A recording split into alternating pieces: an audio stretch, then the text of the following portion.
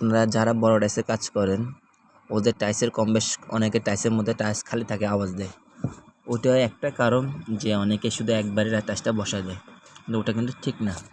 বড় টাইসের কাজ হচ্ছে আপনার প্রথমে একবার ভালো মতন ভালো ভেঙে টাইস একটাকে নিয়ে চেক করার পরে কোথাও কী খালি আছে কি না সেটা দেখার পরে তারপর ওই জায়গাটা আবার মুসলে দিয়ে তারপর গ্রাইডিং দিয়ে আপনারা যদি এটা কাজ করেন তো আলহামদুলিল্লাহ আপনাদের কাজটা অনেক ভালো হবে এবং কি দেখতে অনেক সুন্দর হবে।